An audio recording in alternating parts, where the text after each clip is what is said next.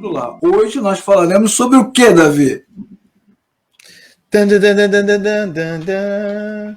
Vamos continuar, na verdade, o nosso papo sobre o cego de nascença. Não! Não!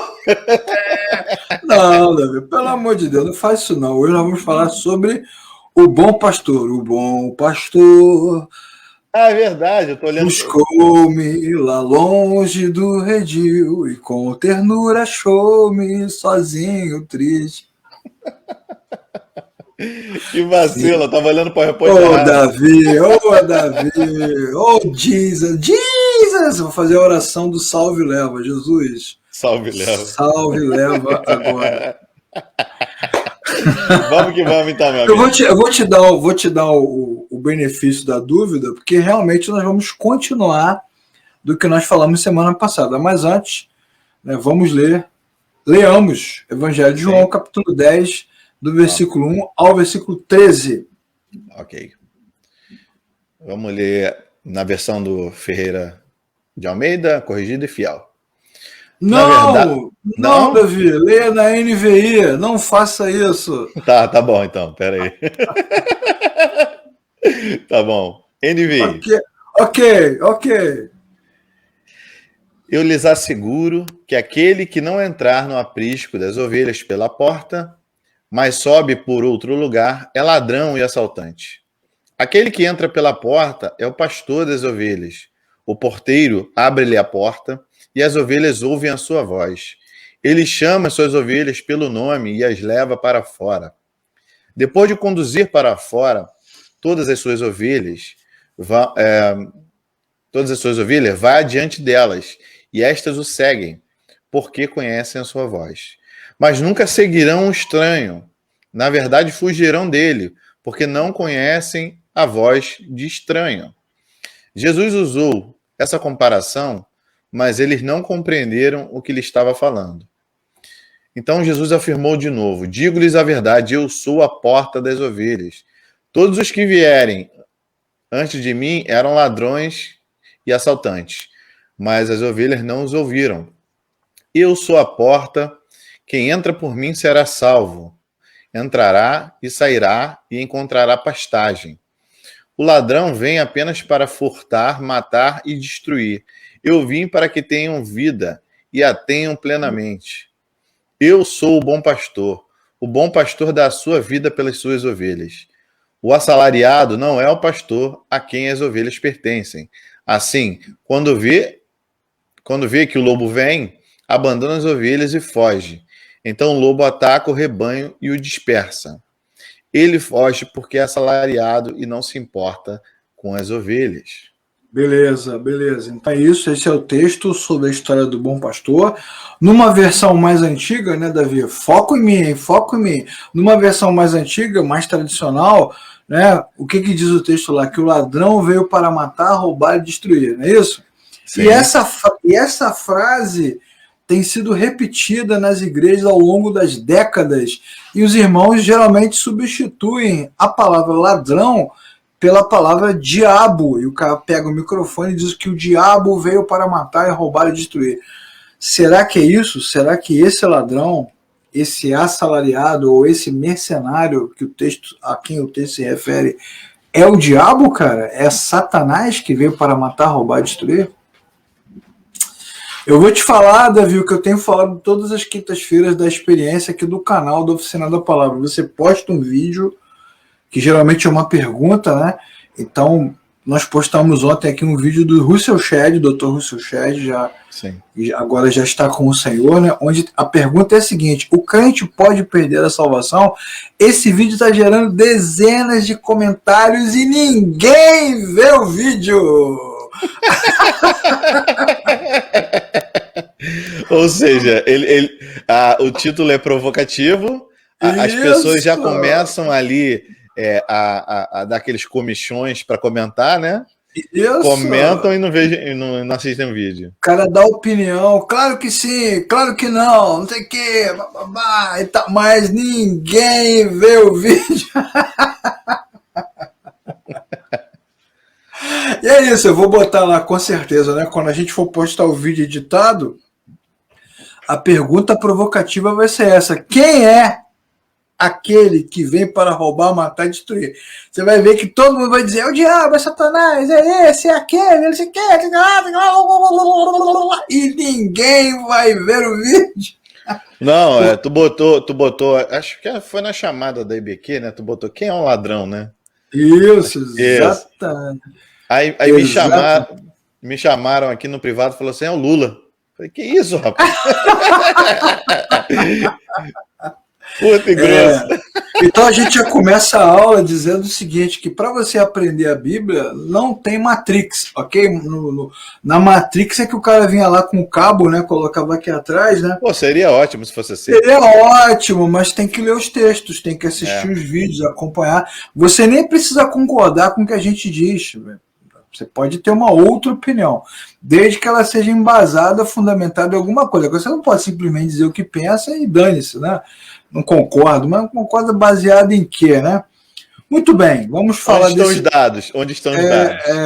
Vamos falar desse tema, que é um tema bem legal, e antes de falar sobre esse tema do ladrão, do pastor, das ovelhas, da porta, temos que fazer a pergunta sobre o que aconteceu antes. E o que aconteceu antes está no vídeo da aula 29 e da aula 28. Tem 2 vídeos lá, né? Na verdade, são 3 vídeos, né, Davi? 27, 28 e 29, porque a gente fala sobre batalha espiritual, maldição hereditária, tal. Mas no vídeo anterior, que é o 29, eu e o Davi damos uma explicação completa do texto do capítulo 9. 9, né? Isso, sobre a cura do cego de nascença, que foi a pegadinha que pegou o Davi no início da aula. Jesus cura o cego de nascença, e nesse capítulo emblemático, marcante do Evangelho de João, nós percebemos o quê? Que há um grande conflito entre Jesus e os doutores da lei, os fariseus, os religiosos, porque eles não estão nem aí para o cego de nascença. Eles só querem saber o seguinte: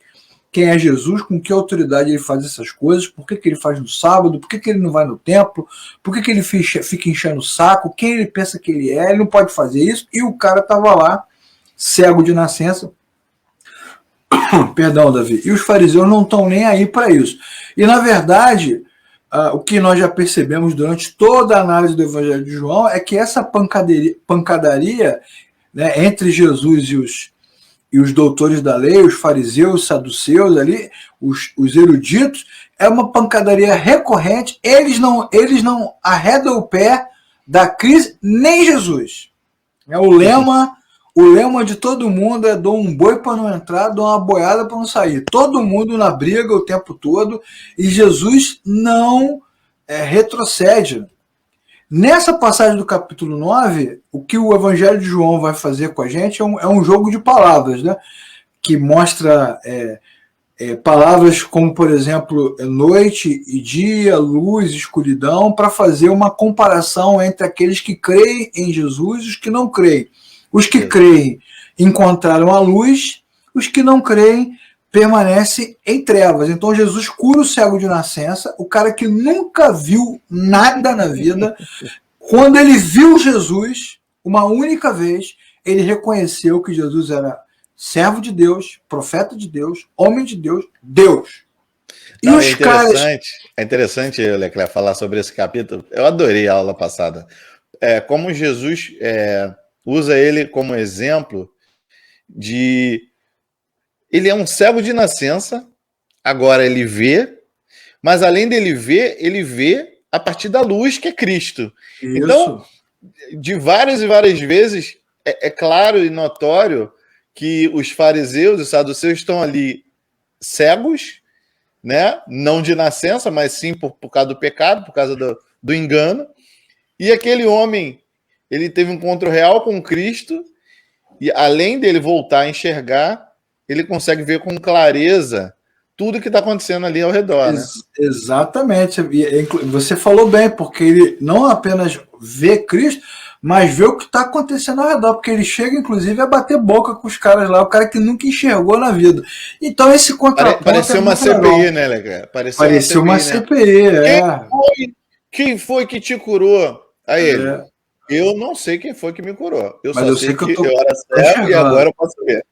Exatamente, exatamente. E aí, quando termina toda essa maluquice, que ele é expulso, que os fariseus dizem para ele: você que é pecador, nasceu em pecado. Quando o capítulo 9 começa, os discípulos perguntam: mestre, quem pecou Quem para que esse homem pecou? seja cego?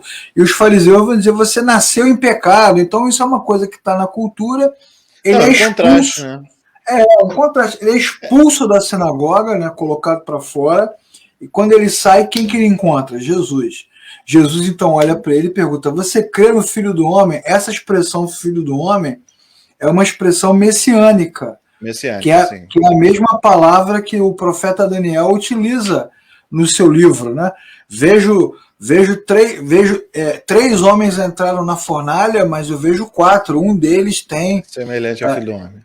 exatamente, tem o semblante dos deuses, o filho do homem e tal, enfim. Jesus pergunta se ele crê no filho do homem, e Jesus diz para ele: é aquele que está falando com você, porque ele pergunta onde ele está para que eu creia. Ele fala assim: é aquele que está falando com. E esse cara que nunca enxergou na vida, nunca estudou nada, zero bala, nunca enxergou nada, nunca estudou nada, ele não questiona, rapidamente ele adora, ele oferece a Jesus uma reverência, uma devoção, o adora. Jesus recebe a adoração, que é um escândalo, tá certo? Ele realmente se permite adorar. Eu Então acho a bonito Bíblia. aí, Leclerc, que a gente tem que sempre olhar a Bíblia realmente com a chave hermenêutica sendo Jesus, né? É lindo ver que, assim, os fariseus, os saduceus, eles eram, entre aspas, né, os teólogos da época, né? Sim, Eles sim. eram os caras que dominavam as Uhum. escrituras, dominavam o texto, dominavam a religião. E esse cego, que não lia em braille, óbvio que não, ele era analfabeto, provavelmente, né? Nunca estudou, nunca ouviu falar de Jesus. Ao ter o encontro com Jesus, a sua vida é totalmente transformada, né? Exatamente. Quer dizer, o que era cego desde o nascimento viu, né? Viu e creu. E a turma que sempre enxergou, né? Que os fariseus perguntam: nós também somos cegos? Porque entre uma conversa e outra, e tudo isso está na aula passada, é só você assistir. Jesus fala: o Filho do Homem veio, né, para trazer luz aos cegos, e os cegos são aqueles que acham que enxergam. Essa é a Sim. turma que acha que vê, na verdade é cega. E aí os fariseus perguntam: nós somos os cegos? E Jesus fala assim: bom, se vocês admitissem, se vocês tivessem dito que não sabem de nada, estaria tranquilo. Mas como vocês dizem que Você sabem, sabe, que né? entendem, que compreendem, então vocês são cegos mesmo. Então, os sabedores, né, os que supostamente veem, como você falou, os que supostamente entendem, não conseguem reconhecer Jesus como Filho do Homem, como servo de Deus. E é assim que termina o capítulo 9. E aí, como é que começa o capítulo 10? Olha, lê de novo aí, Davi, João 10, versículo 1. Lê o versículo 1 do capítulo 10. Eu lhes asseguro que aquele que não entrar no aprisco das ovelhas pela porta, mas sobe por outro lugar, é ladrão e assaltante. Jesus já começa. Como é que começa a passagem? Começa com Jesus metendo o pé na porta, né? Que Não, pé nos peitos, né? até o final do capítulo 9 ele estava fazendo aquela dicotomia: cego, né? Que enxerga, luz. Agora não, agora ele chama de ladrão e assaltante, cara. Ele pega pesado, né? Ele diz: eu lhe asseguro que quem não entra no aprisco das ovelhas pela porta, mas só por outro lugar, é ladrão e assaltante. Agora ele vai sair do mundo dos cegos, né? Do mundo da luz, da escuridão, das trevas, e vai entrar agora nessa nova narrativa para falar do mesmo assunto, para questionar os mesmos caras, mas agora fazendo uma parábola, é bem uma parábola mesmo da vida, usando o exemplo da criação, do cuidado das ovelhas, né? O trabalho pastoril. Pastoral. É pastoral, porque não, porque, mas tudo bem, vamos botar pastoral barra pastoril, pastoril barra pastoral, que é uma coisa 100% inerente à cultura. Você sabe que a palavra hebreu, né, tem uma série existe uma série aí de conceitos, de ideias de estudiosos diferentes sobre a palavra hebreu, mas todo mundo tem um consenso. Hebreu significa aqueles que atravessam rios, porque eram criadores de rebanho. Desde que o hebreu é hebreu, ele está criando rebanho, criando ovelha. O principal rei da história dos hebreus, Davi, foi um pastor de ovelhas. O principal salmo do livro de Salmos é o Salmo do Pastor, o Salmo 23. Sim. Então é um assunto que ninguém deveria ter dificuldade de entender, uma vez que Jesus está usando esse exemplo. Mas eles têm dificuldade de entender por quê? Porque é uma parábola, e nós já estudamos aqui na playlist das parábolas, que quando uma parábola é contada para que o cara não entenda, para que não creia, para que não se converta. E Jesus então vai explicar as parábolas para aqueles que creem, né? Então ele já começa mesmo metendo o pau e mostrando que ele tem autoridade, que ele é maior do que os doutores da lei, mas nos mostra também que continua o ataque, né, aos doutores da lei, aos escribas. Jesus não está dando mole para eles. E é óbvio, né, Davi? Onde é que vai acabar esse negócio? Vai acabar na cruz, né? Na cruz. Isso. Todo esse processo vai gerando mais ira, mais revolta, mais ódio. Inclusive, neste capítulo 10, a gente não vai falar disso hoje, porque não vai dar tempo, mas nesse capítulo, Jesus vai usar a frase famosa dele, vai dizer o seguinte: eu dou a minha vida voluntariamente, ninguém toma a minha vida de mim. Então Jesus ele mesmo está preparando o caminho para ir para a cruz.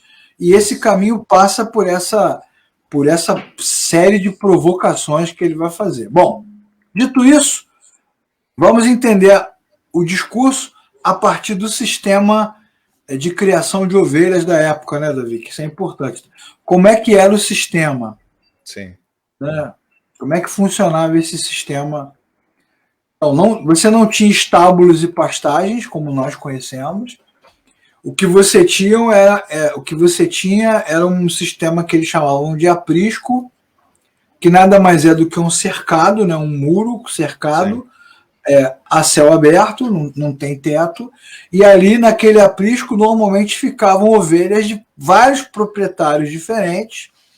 Ficava ali alguém vigiando, que é o porteiro, vigia, tomando conta, e aí elas ficavam ali guardadas. Aí o dono das ovelhas, né, o pastor daquelas ovelhas, ele vinha, pegava as suas ovelhas, levava para comer, para beber, tal. Então era assim que funcionava. Não, pegava, o sistema. Não. Ele falava bé! E aquelas ovelhas que eram dele, opa! Essa aí é a voz do pastor. O pátio, né? O aprisco, ele tinha um portão. O Davi, o Ademir Alho aqui, nosso parceiro aqui do Rio de Janeiro, ele tá me provocando, mas eu não vou cair nessa provocação satânica dele. Deve ser flamenguista. Porque o diabo veio para roubar, matar e destruir. Nada! O flamenguista é vascaíno, essa miséria. Vascaíno? Boa noite, Ademir. Aí, até me perdi aqui. O aprisco lá, o pátio, ele tinha um portão, né? Mais ou menos como essa ilustração que a gente está vendo. Sim. E as ovelhas que ficavam ali misturadas, aquele grupo de ovelhas era puxada, era conduzida pelo seu pastor ou por um empregado remunerado, que às vezes o pastor, o dono do rebanho, não ia lá buscar, e aí pagava um assalariado, né? Um assalariado. Como diz o texto. Esse texto que a gente tira da NVI, né? Porque outras versões vão chamar de mercenários, né? Porque é uma palavra mais pejorativa na nossa língua, sim. Porque dá a entender que o cara não tem o menor compromisso, né? Ele está ali só por dinheiro. É mais ou menos, né? Mais ou menos. Mas enfim. Naquela área ali, onde as ovelhas ficavam, elas ficavam reunidas, o pastor ou o assalariado, o empregado, vinha pegar, e aí levava essas ovelhas indefesas, né? Para que elas fossem alimentadas. E a ovelha é um animal muito indefeso. A gente não vai ficar aqui fazendo estudo sobre ovelha, porque não é um estudo sobre animais, é um estudo sobre a Bíblia, né? Isso é importante, porque aí quando o cara vai dar aula na igreja dele, ou vai pregar, ele vai falar: a ovelha funciona desta forma, se alimenta dessa forma, bebe dessa forma, né? A pele dela é desse jeito, e isso não nos importa, isso não vem ao caso, né? Sim. O que vem ao caso é que ela era conduzida, levada para ser alimentada, e o pastor, normalmente, que era o dono das ovelhas, ele estava disposto, inclusive, a enfrentar perigos. Nesta passagem que está aqui embaixo, de 1 Samuel 17, 34 a 37, a gente não precisa nem ler, Davi, vamos deixar para ler outras, mas ela fala sobre o momento em que Davi vai enfrentar o gigante Golias, né, uma passagem clássica das Escrituras. Sim. E quando ele é questionado, diz, como que você vai enfrentar esse soldado? Ele é um guerreiro experimentado. Ele vai falar, rapaz, eu sou pastor de ovelhas. Eu já matei um leão, eu já enfrentei um urso para defender as ovelhas. Peguei pela juba dele. Ó, vou te falar, meu irmão, Davi era brabo, meu irmão. Era um baixinho arretado, né? Davi era brabo, e mostra exatamente essa função. O pastor está disposto a dar a vida pelas ovelhas, que é o que Jesus vai dizer depois, né? Eu sou o bom pastor, sim. Eu dou a minha vida para as minhas ovelhas. Então é isso, é mais ou menos isso. É o que Davi faz, e faz depois também como rei de Israel. Muitas vezes ele está disposto a enfrentamentos perigosos, né, para poder manter o povo de Israel seguro nas batalhas, enfim. Então Jesus usa esse exemplo do aprisco, do rebanho, do pastor e do assalariado. E também diz que as ovelhas conhecem o seu pastor. Quer dizer, você tem ali um rebanho misturado, né? Ovelhas de diferentes pastores ali guardadas, mas quando o pastor chega, as ovelhas daquele pastor o reconhecem. Isso é bem legal. Quem cuida de bicho, né, mais ou menos sabe como isso funciona. Não importa qual é o então, pet. Essa semana mesmo estava vendo um vídeo no TikTok que tinha uma menina na rede, né? Aí lá no fundo tava assim, bé, bé. Aí ela falou assim, minha ovelha tá me procurando. Aí ela grita, bé! Aí a ovelha repete para ela, bé! Aí dá umas 3 vezes, aí a ovelha aparece, tipo assim, ela tá seguindo a voz, né? Olha aí só. É isso, lindo, é lindo o vídeo. Aí quando a menina vê que a ovelha já consegue enxergar ela, e dá o último grito, né? Bé! Eu tô aqui, minha filha. Ela vem disparada correndo, porque reconheceu a voz da dona, né? Bem legal. Então você deu um exemplo aí claro do que realmente acontecia, né? Então aí Jesus então vai falar nos versículos 2 e 3, né? O que entra pela porta é o pastor das ovelhas. O porteiro abre a porta e as ovelhas ouvem a sua voz. Sim. Então é uma clara provocação de Jesus, uma vez que ele tinha acabado de curar o cego, tinha acabado de ser exaltado pelas pessoas diante daquele grande milagre. O cego, que sempre foi cego, que nunca viu nada na vida, ouve a sua voz e crê. Por quê? Porque ele é o verdadeiro pastor. Então, quando ele fala, as suas ovelhas ouvem a sua voz. Ele entra pela porta. Isso é muito legal, né? Ele entra pelo lugar principal. E aí, quando Jesus faz esse tipo de declaração também, sobre entrar pela porta, entrar pelo lugar principal, e quando ele diz que o falso pastor, o mercenário, o assalariado, o ladrão, pula o muro em vez de entrar vai na porta, por outro lugar, né? Isso. Ele está dizendo o quê? Que esses representantes da religião, que se autodenominam representantes de Deus, voz de Deus, homens de Deus, eles pularam o muro. Eles não estão ali de forma oficial, não falam em nome de Deus, mas se autodenominam. Então eles pularam o muro. O que mais tem hoje, Davi, na igreja evangélica brasileira é líder que pulou o muro. Verdade. Um monte que pulou o muro, que se autodenomina profeta de Deus, homem de Deus, mulher de Deus, missionário, né, sacerdote, bispo, apóstolo. Eita caramba, Jesus está falando ali, ó, que o pastor chega no pátio interno, onde estão as suas ovelhas, junto com as ovelhas de outros proprietários. E como é que ele sabe? né? Como é que ele sabe quais são e como é que as ovelhas sabem quem ele é? É porque ele ama as suas ovelhas, ele conhece as suas ovelhas e essas ovelhas também o conhecem, tá vendo? Muito legal essa. É legal que faz link também, né, com Lucas 15, né? Da parábola também lá das 100 ovelhas, né? Que quando uma se perde, né, o pastor se importa em procurar aquela uma que se desgarrou, né, para trazer de volta. Isso, exatamente. É o mesmo amor, né? Acho que as duas parábolas Isso. elas não falam do mesmo assunto, Sim, mas sim. elas falam desse mesmo amor que o pastor demonstra pela vida das ovelhas. Então ele está dizendo o quê com isso? Muito, muito claramente que ele está ali como verdadeiro pastor para cuidar das ovelhas e os fariseus e os doutores da lei são falsos, né? Obviamente eles pularam aquele muro ali bacana. Então ele vai falar sobre o pastor e as ovelhas. Esse é um ensinamento importante dessa passagem. Passou rápido aí, o Júnior Angélica aí falou que tem muito muro baixinho por aí, né? Tem muito muro baixo, falou, é verdade. Como tem. Vamos marcar isso bem, né, Davi? Que é importante esse ponto, né? Depois de conduzir as ovelhas para fora, ele vai adiante e elas o seguem porque conhecem a sua voz. Isso é um ponto importante da passagem. Jesus mesmo que está narrando. Essas ovelhas não têm medo dele nem desconfiam dele. Elas se sentem seguras, né? Elas se sentem seguras. É mais ou menos o que está descrito no Salmo 23, né? O Senhor é meu pastor, nada me faltará. Deitar-me faz em verdes espaços, guia-me mansamente às águas tranquilas, refrigera a minha alma, guia-me pelas veredas da justiça por amor do seu nome, a sua vara, o seu cajado me consolam, tá vendo?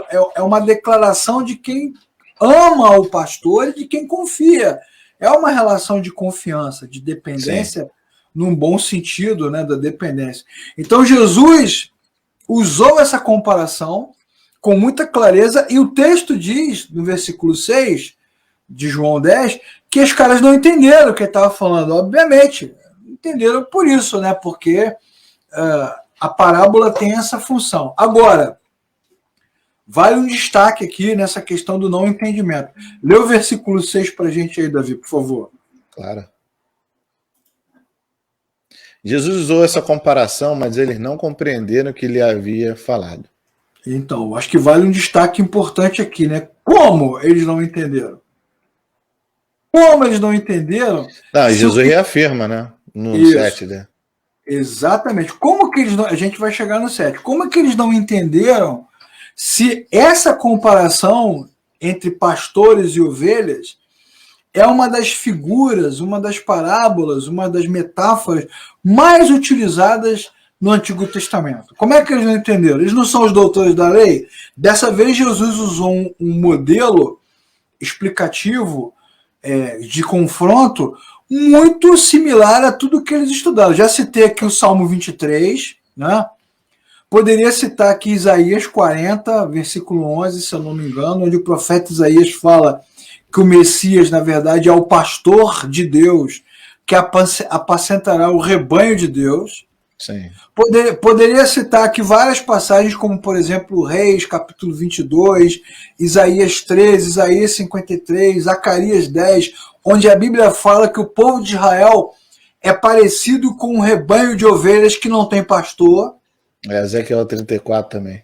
Pois é, exatamente, exatamente. Poderia citar também aqui outras passagens proféticas que são ditas mostrando como os líderes de Israel eram vistos por Deus como péssimos pastores, que eu acho que é isso mesmo que você está falando, né? De Ezequiel 34, como eles eram, e que Deus iria providenciar pastores melhores. Sim. Isso, nós estamos falando da lei, estamos falando dos profetas, estamos falando dos textos antigos do Antigo Testamento. Então, como é que eles não entenderam? Como é que eles não entenderam? Eles não entenderam por duas razões. Porque eles são cegos, na verdade, eles são cegos, sim, como Jesus já falou no capítulo 9, que ele é a luz do mundo, né? Eu sou a luz do mundo, vim fazer o cego enxergar e vim fazer o que enxerga ficar cego. Então, eles estão experimentando essa ação direta de Jesus, e eles também não entendem porque eles são falsos, né, Davi? Eles não têm esse relacionamento de amor, de cumplicidade, né, com as ovelhas. Exatamente. Né? Eles são os ladrões dessa altura. Isso, é um contraste. Eles são os ladrões. Jesus está falando assim, eu sou o pastor. Esses caras aqui, ó, que estão falando com vocês, que estão reclamando de mim, inclusive nesse texto, a gente não vai falar disso hoje, que não vai dar tempo, mas falaremos semana que vem, eles dizem que Jesus está endemoniado. Cara, eu não sei qual é a pior ofensa, se é dizer que Jesus é bêbado, se é dizer que Jesus se prostituiu, ou se é dizer que ele é endemoniado. Ele está endemoniado, falaram dele. Olha só, cara, que ponto os caras chegam, o nível da cegueira, né? O nível da cegueira. E é mais ou menos assim que funciona. A religião é assim mesmo. Eles eram ladrões e é por isso que eles não entendem. Porque as ovelhas que não são do rebanho de Deus, elas não ouvem a voz do pastor. Jesus está usando uma metáfora viva, né? Um exemplo vivo. Na frente dele, ele está usando os caras como exemplo e fazendo uma descrição clara do que está acontecendo. Agora vamos para o versículo 9, Davi. Lê para a gente aí, João 10, versículo 9. Eu sou a porta. Quem entra por mim será salvo. Entrará e sairá e encontrará pastagem. Pronto, agora Jesus ele faz uma outra comparação no mesmo texto. No primeiro momento, ele diz que ele é o verdadeiro pastor, né? Ele está mostrando que o verdadeiro pastor, ele nem chegou a dizer isso ainda, ele vai dizer ali na frente, mas ele está falando com muita clareza já que as ovelhas reconhecem a voz do pastor, que o pastor entra pela porta, que o ladrão pula o muro, e agora ele está dizendo o quê? Eu sou a porta. Olha que coisa louca, cara, eu sou a porta. Eu não sou só o pastor, não, eu sou a porta, ou seja, eu sou o foco da fé, né? A centralidade da fé dos que buscam a Deus sou eu, e eu sou o caminho por onde esta mensagem atravessa, por onde as ovelhas entram e saem. Ou seja, para fazer parte deste rebanho de Deus, povo de propriedade exclusiva de Deus, para fazer parte deste grupo, só passando por Cristo. Só passando por ele. Muito para bem. Ele são todas as coisas. E aí, como é que ele fala, Davi? Versículo 9. Eu sou a porta. Isso é a cara do Evangelho de João, né? Essa expressão, eu sou, lembra o quê? Deus. Onde é que essa expressão apareceu pela primeira vez? No Velho Testamento, né? Quando Deus se revelava diante dos homens, né? Mas em que lugar que ela aparece? Você lembra? Valendo agora aquele churro lá na pracinha de São João do Meriti. Pô, nem conheço São João. Coloque aqui, você. É aquele de Moisés? Eu sou. Quando os israelitas me perguntarem quem me enviou. Não, os egípcios. Não, os egípcios não. É verdade. Isso, quando os hebreus me perguntarem lá, os israelitas, quem me enviou, vou dizer o que para eles? Aí Deus diz para ele o quê? Diga que eu sou, me enviou. Essa expressão, né, relacionada ao ser, à existência de Deus, eu sou o que sou. Pô, quando Jesus fala assim, eu sou, aí que os fariseus vão agora rasgar a túnica pela cabeça, né? Vão arrancar a túnica pela cabeça, porque ele está fazendo exatamente o que ele já fez no momento em que o cego o adorou. Ele está assumindo a divindade. A divindade, a divindade dele, tá vendo? Eu sou a porta. Não é isso que ele fala? Aí ele está dizendo o quê? Que existe um rebanho que pertence a Deus, ok? E apenas através desta porta, que é Jesus, você pode se tornar realmente ovelha deste rebanho. Portanto, olha a teologia, a boa e velha teologia bíblica. Quem se aproxima de Deus ou entra para uma igreja local e se autodenomina servo de Deus, filho de Deus, tá vendo? Sem ter passado por Jesus, está na mesma categoria do cara que pulou o muro para entrar no pátio. Tá vendo?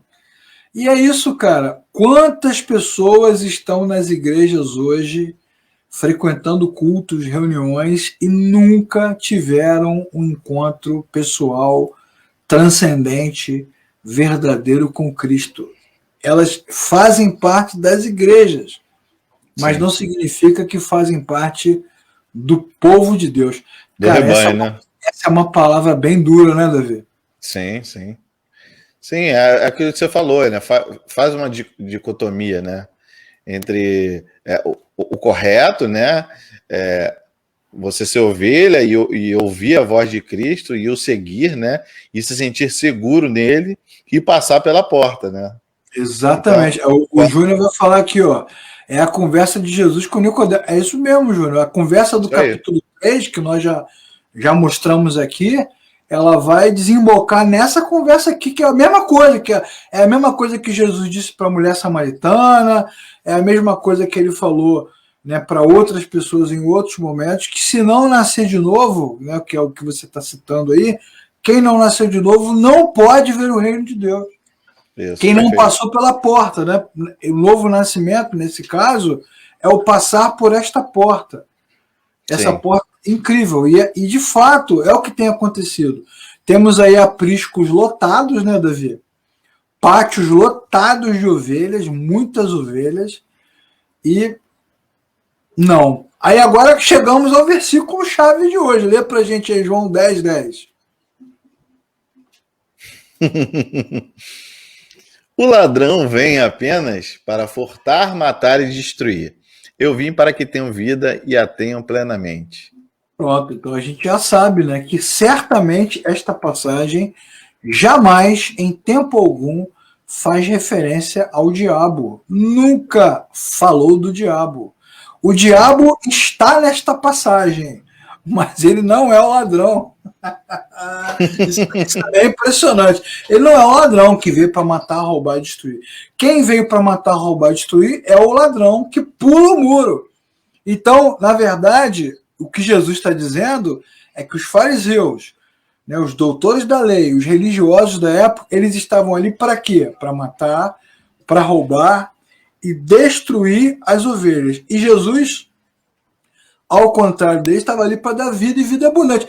E quantas passagens nós já estudamos aqui, Davi, onde nós vimos exatamente isso? Jesus dando esperança, né, dando alimento, dando saúde, abraçando, ouvindo, e em contrapartida, o que a gente vê os religiosos fazendo? Acusando, humilhando, né? Então, usar um exemplo bem prático que a gente viu na aula passada, né? Os discípulos chegaram para Jesus e perguntaram: pô, ele é servo de nascença, quem pecou? Seus pais ou ele mesmo? Aí Jesus falou: não, ninguém pecou. Isso aí é para que acontecesse a glória de Deus, né? Para se revelasse a glória de Deus. Aí os fariseus, a primeira coisa que olham, falam o seguinte: pecador. Apontam para aquele cego que tinha acabado de ser curado como pecador, né? Na verdade, é o contraste do que acontece muitas vezes em relação à própria religião, né? Muitas vezes as pessoas de fora, né, da igreja percebem o novo nascimento, e aqueles que estão dentro muitas vezes estão em disputa, em julgamento, né? Não estão com o olhar realmente das ovelhas que seguem o seu pastor, né? Querem se aproveitar das ovelhas, né? A essência desse conceito do ladrão, do mercenário, é que ele quer o pagamento dele, ele quer se beneficiar. Enquanto Jesus está dizendo que eu sou o pastor e o bom pastor dá a sua vida pelas ovelhas, o ladrão arranca a vida das ovelhas. Sim. Agora, na pandemia, né, pegando também um exemplo bem prático, nós vimos isso acontecendo direto na internet, né? À medida que os irmãos não tiveram alternativa, né? Muitos irmãos não tiveram alternativa, muitas igrejas evitaram de fazer reuniões por causa da pandemia que se espalhou, e aí essas pessoas que ficaram em casa naturalmente foram se esfriando, né? Foram se afastando, provavelmente muitos nem nasceram de novo, então o que os motivava era o calor, né? O o barulho, o fomento religioso, e agora eles foram ficando em casa. E aí o que a gente viu? Qual o movimento? Os pastores indo para o YouTube, indo para o Facebook, indo para a internet, para dizer que você não pode ficar em casa, tem que ir para a igreja, que se você não estiver na igreja, você não é crente, se você não estiver com o grupo, você não está em comunhão. Por quê? Porque os caras precisam dessas pessoas. Eu não estou fazendo isso por amor. Não vem com essa, não vem querer me Não, e citaram perseguição religiosa, né, Léo? Perseguição religiosa, exatamente. Não pode abrir igreja porque é perseguição religiosa. Esses líderes aí com seus carros importados, né, morando nos seus triplexes, duplex, falando de perseguição religiosa. O cara não sabe nem o que está falando, né? Na verdade, são assalariados que não estão recebendo seu salário, né, Leandro? Exatamente, e são super salários, né, mantidos pelas suas estruturas aí. Os caras não estão preocupados, né, Davi, com os irmãos, sim, com a vida das pessoas. Eles só querem arrancar tudo que você tem. São mercenários, né? E que se autodenominam líderes, obreiros, profetas de Deus. Jesus está dizendo o quê? São falsos, né? São ladrões, são mercenários, são assaltantes. Já que você falou de contraste, né? Vamos ver o contraste. Lê para a gente aí, Davi, versículo 9, 10 e 11 de João 10. Eu sou a porta, e quem entra por mim será salvo. Entrará e sairá e encontrará pastagem. O ladrão vem apenas para furtar, matar e destruir. Eu vim para que tenham vida e tenham plenamente. Eu sou o bom pastor. O bom pastor dá a sua vida pelas ovelhas. Então o contraste está aí, ó. Vamos pegar os 4 pontos aí citados por Jesus. Primeiro, que a salvação vem de Jesus, não vem da religião, tá certo? Sim. Vem de Jesus, não está na igreja.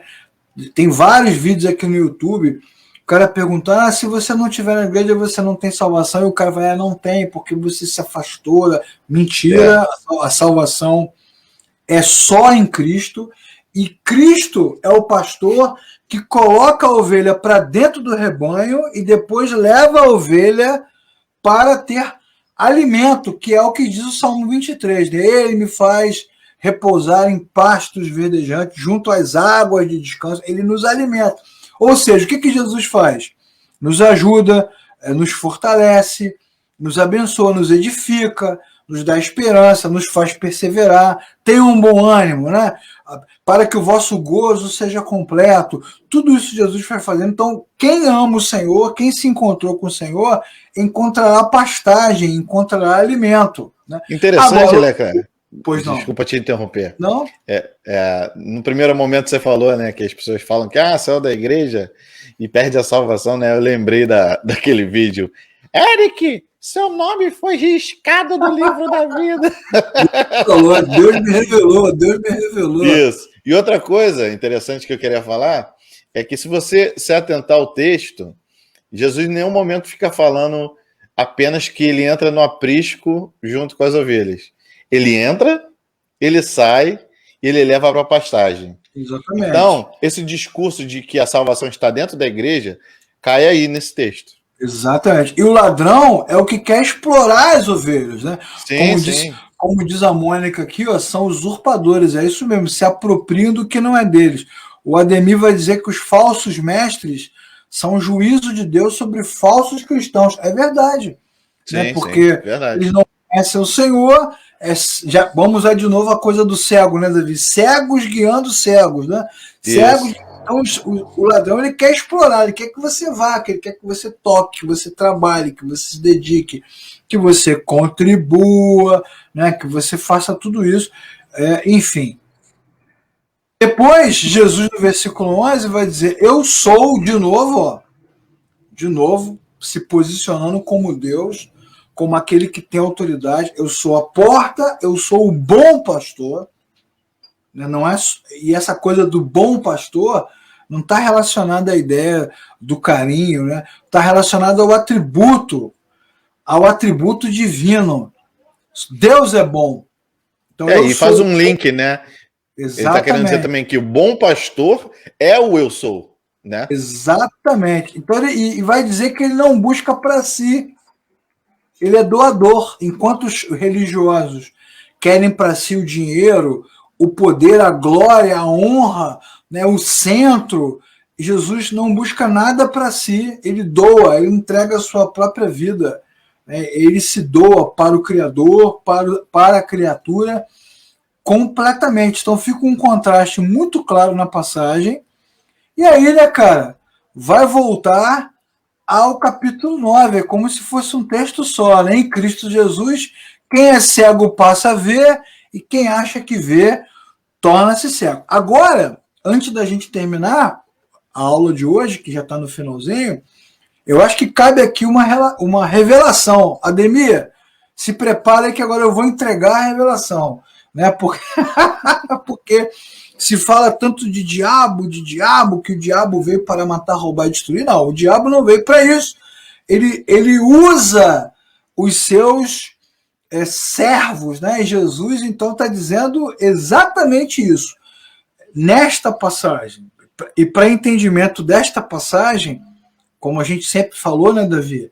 Para entender a Bíblia, a gente tem que ler a Bíblia toda, né? Então vamos ler um texto anterior, de uma passagem anterior que nós já estudamos, que é João capítulo 8, do versículo 42 ao 45, para a gente entender como um texto está conectado com o outro.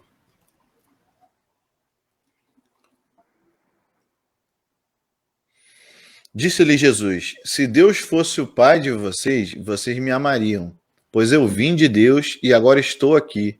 E eu não vim por mim mesmo, mas ele me enviou, porque a minha linhagem não é clara para vocês. Porque são incapazes de ouvir o que eu digo. Vocês pertencem ao pai de vocês, o diabo, e querem realizar o desejo dele. Ele foi homicida desde o princípio e não se apegou à verdade, pois não há verdade nele. Quando mente, fala a sua própria língua, pois é mentiroso e o pai da mentira. No entanto, vocês não creem em mim, porque lhes digo a verdade. Eita, Lelê! Olha só, agora Jesus, agora não, né? No texto anterior, do capítulo 8, nós já estudamos aqui sobre a passagem da mulher que foi pega em flagrante adultério. Quem não tem pecado, atire a primeira pedra, né? Ou quem não pecou, atire a primeira pedra. Jesus vai dizer para os fariseus que estão ali no cangote dele, Jesus vai dizer o quê? Que eles, na verdade, não creem no que ele diz, porque eles não são, nunca foram, nem jamais serão filhos de Deus, porque eles têm um outro pai. Quem é o pai deles, Davi? O chifrudo. O coisa ruim. Você é coisa da Idade Média, Davi. Quem falou que o diabo tem chifre, Davi? Você tá vendo muito Loki, tá vendo Não, muito é um Vingador. apelido, é um apelido. Na verdade, Jesus vai dizer o seguinte, que o pai dos doutores da lei é o diabo. Olha só, hein? Olha só que coisa incrível. Olha que coisa pesada que Jesus diz, que o pai dos fariseus, é o diabo. E que eles não reconhecem a Jesus porque eles são servos de outro senhor. Eles são servos do diabo. Então o ladrão da passagem não é o diabo. É o filho do diabo. Mas os mercenários são filhos do diabo. Olha que coisa pesada, cara. Agora, não, né? volta lá em João 10, Davi, lê o versículo 12. 12. O assalariado não é o pastor a quem as ovelhas pertencem. Assim, quando vê que o lobo vem, abandona as ovelhas e foge. Então o lobo ataca o rebanho e o dispersa. Pronto, então agora estão narrados aqui os personagens, porque as passagens vão se completando. O pastor, o único pastor, o bom pastor, o pastor de verdade. Esse é um contraste que vai aparecer daqui para frente, né, Davi? A videira verdadeira, né? Tudo.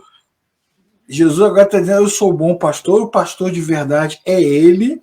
Os religiosos, na verdade, são os ladrões e assaltantes, eles são os verdadeiros mercenários, porque eles fazem tudo por um preço. Acho que a ideia do mercenário é essa, né? Ele tem um preço que ele quer receber. E o lobo, esse sim, né? O lobo é o diabo, versículo 12, que ataca as ovelhas e dispersa o rebanho. Sim. Agora, ele não ataca diretamente, misticamente, né, demoniacamente, como um filme de terror, aquela zumbi, né? Ele ataca como? É a mesma. Quando os assaltantes, ladrões e mercenários levam o povo até ele. Exatamente, cara. Ele ataca usando os fariseus, que são filhos do diabo. E é por isso que a Bíblia, no Novo Testamento, vai dar tanta ênfase ao conceito do falso mestre, do falso profeta. Judas, Pedro, Paulo, Tiago, várias passagens falando sobre esse assunto, inclusive também no livro de Efésios, no texto que fala da armadura de Deus, no capítulo 6, né?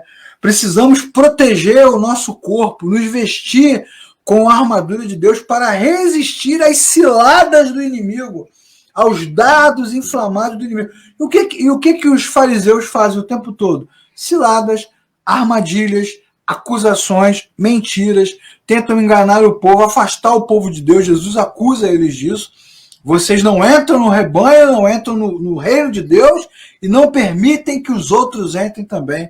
Os fariseus, nesse sentido, são instrumentos do diabo. Satanás, e nós não estamos inventando isso, que o próprio Jesus já falou que eles são filhos do diabo, né? Vale então, Davi, para a gente fechar a aula de hoje, né, com chave de ouro, ler os dois textos que estão aí diante de nós. O primeiro texto é a primeira epístola de João, o mesmo autor aí, vale, né, totalmente conectado com ele mesmo. João, 1 João 3, versículo 8. Aquele que pratica o pecado é do diabo, porque o diabo vem pecando desde o princípio. Para isso o Filho de Deus se manifestou, para destruir... É isso aí, vai.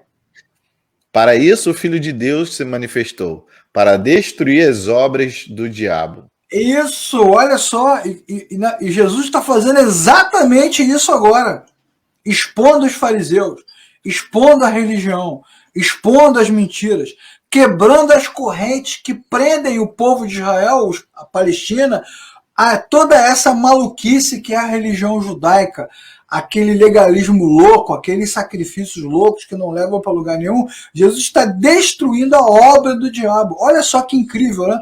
E o que é mais interessante, Davi, também é um assunto que a gente não vai falar hoje, porque não vai dar tempo. O que é interessante é que quando a gente lê esses textos, obra do diabo, né?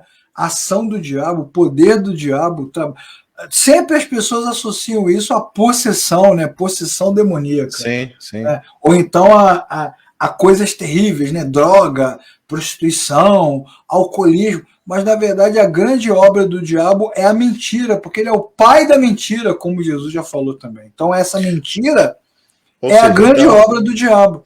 Então, é correto falar que ter muitas igrejas não é tão bom assim, porque muitos pastores, na verdade, são ladrões, assaltantes, mercenários, e eles não estão trabalhando para Deus, estão trabalhando para o diabo. Exatamente. Exatamente. Forte, muito forte. Pesadíssimo, né, cara? É, muito. A gente não gosta nem de falar isso, e quando eu digo a gente, eu estou generalizando, né? De forma geral, não se fala sobre isso, porque toda vez que se pensa no diabo, né, na semântica da palavra, né, no conceito por trás dela, vem essa ideia de possessão, né, de prostituição, de perversão, de doença. Mas a obra do diabo não é essa, a obra do diabo é enganar. Vejam os textos, Gênesis, né, a queda, sim, depois Jó, né, a maneira como ele engana Jó, a maneira como ele dialoga com o próprio Criador, né, a passagem lá que fala do profeta Micaías, né, quem irá por mim? Pergunta o Senhor, eu irei, seria um espírito de mentira na boca dos profetas. Está sempre relacionado. Todas as aparições de Satanás nas Escrituras sempre estão relacionadas a essa coisa da mentira, né, do engano, a doutrina de Balaão, né? Para falar uma palavra bonita, sofismas. Exatamente, sofismas, heresias, todo tipo de ensinamento equivocado, e os fariseus fazem isso, né? Eles realmente agem dessa forma. Lê para a gente aí, Davi, para a gente fechar 2 Coríntios 4, versículos 3 e 4. Mas se o nosso evangelho está encoberto para os que estão perecendo, é que está encoberto. Mas o Deus desta era cegou o entendimento dos descrentes para que não vejam a luz do evangelho da glória de Cristo, que é a imagem de Deus. De novo, ó, a ideia de luz e trevas, tá vendo? Cegueira, Sim. cegueira. Quem é que cega? Quem é que mente? Quem é que não deixa as pessoas enxergarem o Deus desse século? Tá vendo? É isso. Uhum. Então, novamente, o diabo na sua ação. Eu recomendo, você que está assistindo essa aula, que assista a nossa playlist sobre a armadura de Deus, onde nós vamos explicando ponto a ponto, texto a texto, cada uma dessas passagens, mostrando como Satanás age para enganar as pessoas constantemente. E Jesus mostrando o que aqui?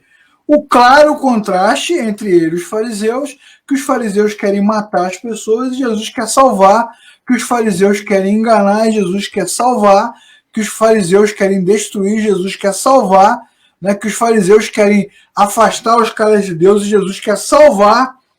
E é isso. Infelizmente, muitas igrejas...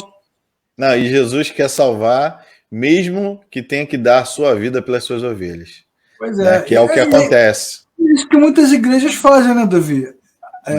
Com toda a religiosidade, com toda a prática religiosa, elas fazem o quê? Enganam as pessoas, elas estão ali crentes que estão servindo a Jesus, mas estão enganadas numa religiosidade maluca, e o que o ladrão quer, o que o mercenário quer, o que o falso pastor quer é explorar e o lobo também. E o lobo também. Bom, o que nós vamos ver no texto, a partir daí, é que depois dessas palavras, rolou uma crise entre os religiosos. No versículo 21, eles vão dizer que Jesus está endemoniado, né? Versículo 20 e 21. E aí, depois Jesus vai